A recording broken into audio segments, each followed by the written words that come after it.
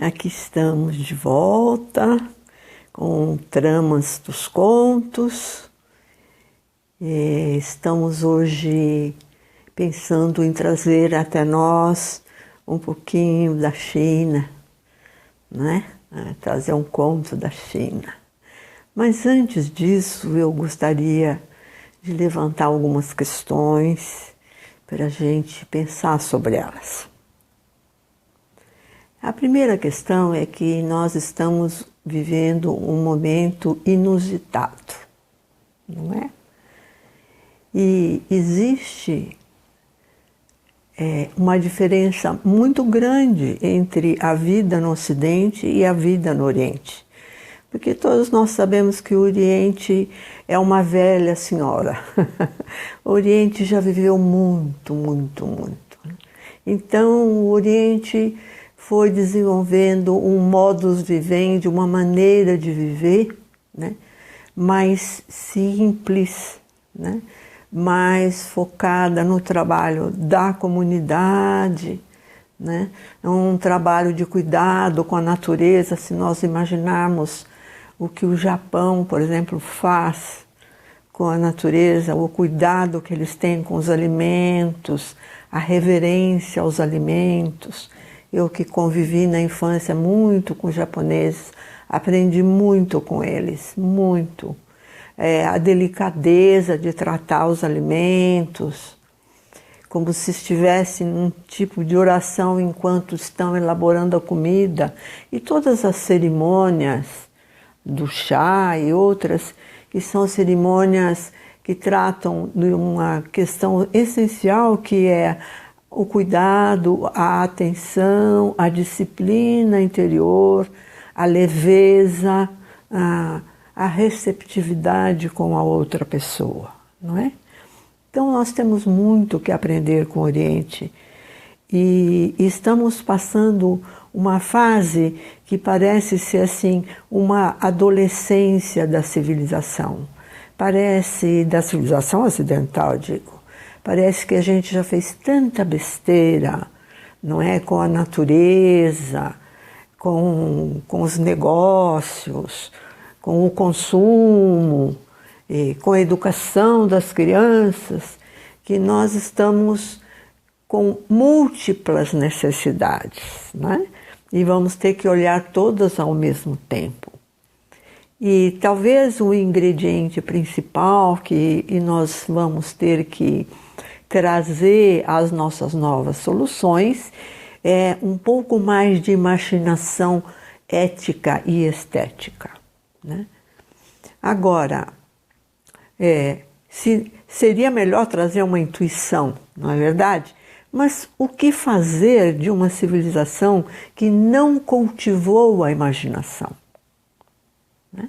Nós investimos tanto, né, no corpo, na ciência, no corpo, no trato do corpo, das coisas externas.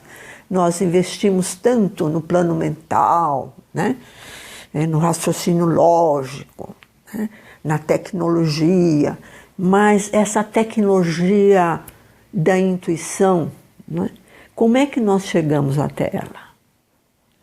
Nós chegamos através de uma educação imaginativa. Nós chegamos através de uma vivência criativa, pelo menos co-criativa, não é? Então é importante que a gente retome todas aquelas ferramentas que cuidam de desenvolver a imaginação. E uma delas que sobreviveu apesar dos pesares é a contação de histórias. A contação de histórias nos faz refletir questões que estão adormecidas e que às vezes nem nos damos conta. E de repente, ao escutar uma história, é como se ela nos abraçasse e o recado fosse para nós, né? E como se a história estivesse no plano do sonho, num outro nível, né, de transcendência do cotidiano. É tão importante a contação de histórias e quanto ela foi abandonada na escola, nas casas. Então eu faria um apelo aos pais e aos professores que não abdicassem dessa ferramenta maravilhosa que não só preserva a imaginação e motiva a imaginação das crianças, mas que alimenta a esfera psicológica, o repertório psicológico das crianças. É como se elas fossem desenvolvendo formas de viver os desafios, os traumas e todas as outras questões que envolvem o crescimento individual. Dito isso, eu vou trazer para nós desfrutarmos um conto chinês muito antigo.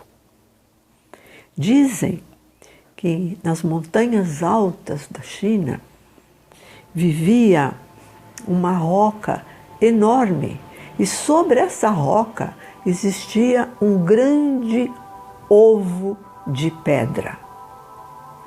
E desse ovo de pedra, um dia, saiu um macaco de pedra. O macaco de pedra ficou sabendo que existia um rei naquele lugar. E imediatamente, quando ele se deu conta que poderia ser rei, o macaco começou a saltar alto. Porque ele dizia, se tem um rei na terra, eu vou ter que ser um rei do céu. Então eu vou saltar alto, cada vez mais alto. E aquele macaco de pedra começou a ensaiar esse salto todos os dias. E todos os dias não se empenhava em outra coisa. Ao mesmo tempo que esse macaco de pedra saltava, outros ovos de pedra foram nascendo naquele lugar, e dos ovos de pedra saíram outros macaquinhos, igualmente saltitantes e vivazes. Mas aqueles macaquinhos pareciam aceitar que a vida era uma brincadeira, enquanto que aquele grande macaco de pedra, a única coisa que ele desejava realmente era ser o Senhor dos céus.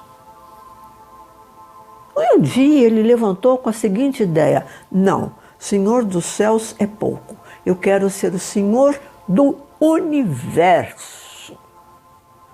E eu vou treinar, e eu vou saltar, e eu vou fazer de tudo para me transformar no Senhor do universo. E ele ficou sabendo que num determinado lugar tinha um grande sábio. Então, ele foi falar com o sábio como é que ele faria para se tornar o Senhor do universo.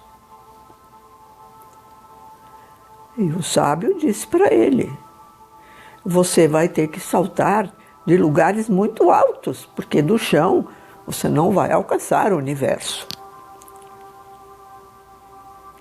E o macaco ficou muito contente. E aí ele começou a subir nas pedras, nos lugares altos, para saltar mais alto ainda. Acontece que naquele lugar vivia Buda e sua família.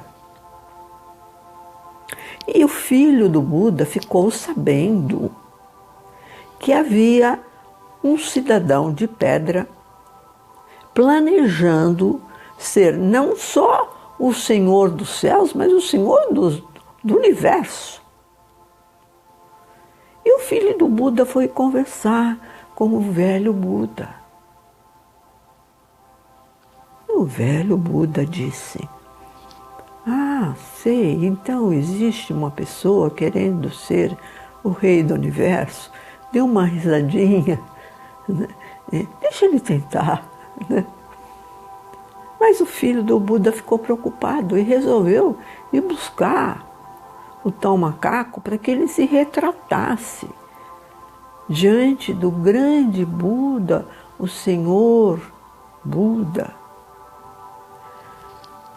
Que ele se retratasse daquela atitude arrogante, infantil, né? Que pensa porque sabe dar um salto né, maior do que os outros, pode ser um rei. Então, Ele chegou até o Buda. E o Buda lhe perguntou, você pode me dizer o que você realmente está pretendendo fazer? E ele disse, eu estou pretendendo me tornar o rei do universo. E o Buda disse, meu filho, mas essa é uma tarefa meio inglória para você. Você vai ter muito desapontamento. Contente-se com uma tarefa um pouco menor. Não, de jeito nenhum. Eu já coloquei desde o momento que eu nasci que eu vou ser o rei do universo. Entendi, disse o Buda. E qual é o esforço que você está fazendo para se tornar o rei do universo? Eu estou, majestade, eu estou dando saltos muito altos. Se quiser, agora mesmo posso dar um e lhe mostro como eu vou estar acima da sua cabeça, muito acima, e tanto vou estar acima da sua cabeça que vou fazer um risco numa dessas colunas que estão à sua volta.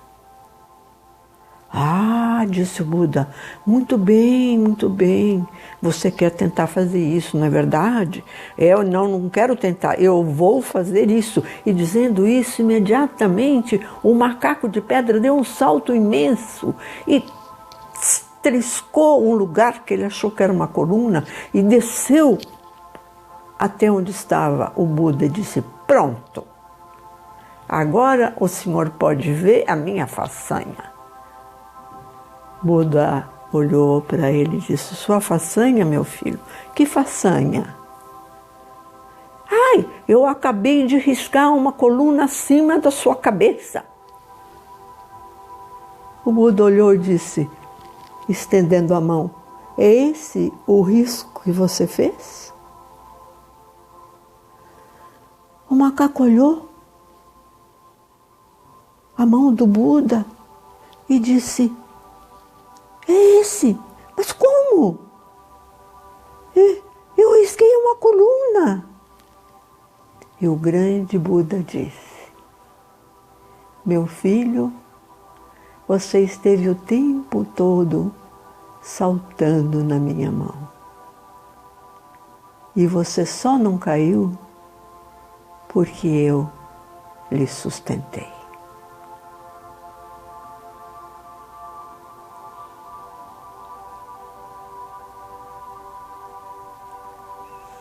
Quanto dessa atitude não vive no nosso mundo ocidental? Que falta de respeito e que falta de imaginação. Obrigada.